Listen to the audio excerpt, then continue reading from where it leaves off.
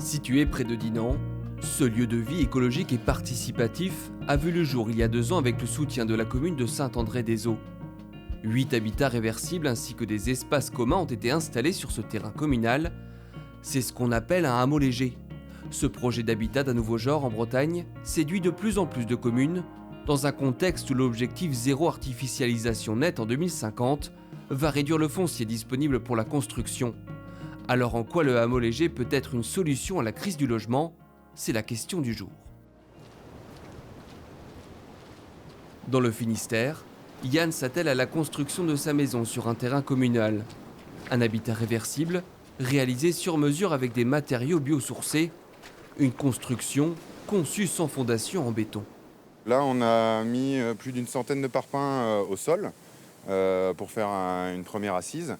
Ensuite, on a construit une dalle en bois avec une isolation en laine de bois. Et il y a une volonté de l'emprise au sol au niveau de l'habitat léger. Donc pour moi, ça correspond totalement à mes valeurs écologiques. Voilà, ce logement, à l'empreinte écologique minime, a permis à Yann d'accéder plus facilement à la propriété. Car sur le marché de l'immobilier breton, difficile pour lui de trouver une maison ou un terrain accessible en termes de prix. Moi, mon habitat ici au niveau des matériaux m'a coûté 16 000 €. J'ai 50 mètres carrés qui vont être avec un confort identique à une maison classique. Voilà, ça n'existe pas sur le marché. Disons qu'il y avait plutôt des groupes d'essence qui étaient pensés entre les massifs, notamment pour qu'il y ait un petit peu d'intimité, même en hiver. Yann fait partie de Tidoric, un collectif d'habitants qui, depuis 3 ans, porte ce projet d'éco-hameau. Comme lui, Marina a fait le choix d'un mode de vie tourné vers la sobriété. Ici, les habitats vont graviter autour de ce bâtiment commun où certains espaces et services sont mutualisés. Ici, c'est la salle de bain. Une machine à laver pour tout le monde. Et là, il y aura 2 douches. Et pour l'instant, c'est du provisoire. Ici, on est dans l'espace commun principal, une grande salle commune qui fait 50 mètres carrés. Ici, c'est l'espace cuisine.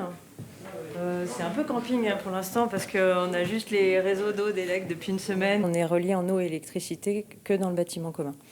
Dans nos habitats, on a fait le choix à la fois pour réduire les coûts d'installation, mais aussi pour changer de notre mode de vie, de ne pas avoir l'eau courante. Et puis l'électricité, un petit panneau solaire pour charger nos portables, avoir de la lumière, voilà. Mais sinon, on vient dans la pièce commune.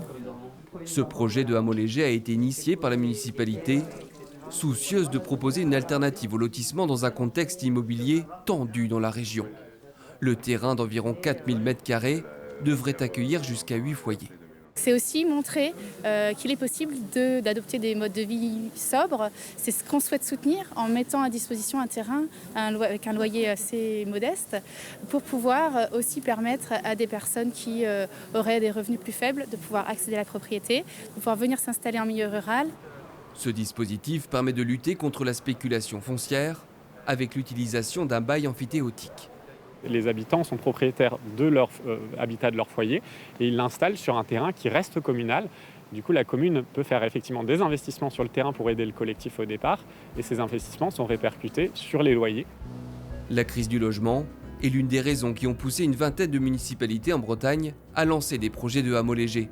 Cette commune de 5000 habitants proche de Morlaix a choisi d'en implanter un sur ce terrain proche du centre, où se trouve une bâtisse qui servira de bâtiment commun. Nous avons plusieurs projets sur de l'habitat, c'est le seul projet qui avance. Parce que économiquement, ça correspond aujourd'hui à la demande et aux difficultés économiques aussi des personnes. Et c'est un peu novateur. Ce dispositif donne aussi la possibilité aux communes d'encadrer le phénomène grandissant des habitats légers, souvent installés de manière illégale.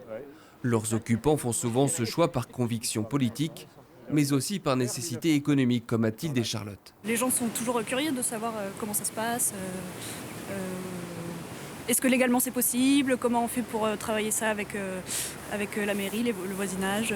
On n'a pas besoin d'habiter dans une énorme maison parce que dans la vie quotidienne, on n'a pas besoin autant d'espace. Souvent, plus on a des plus petits habitats, plus on vit dehors aussi et on profite plus de l'extérieur, de la nature. Les principes du hameau léger et des habitats réversibles répondent d'une certaine manière à la crise du logement.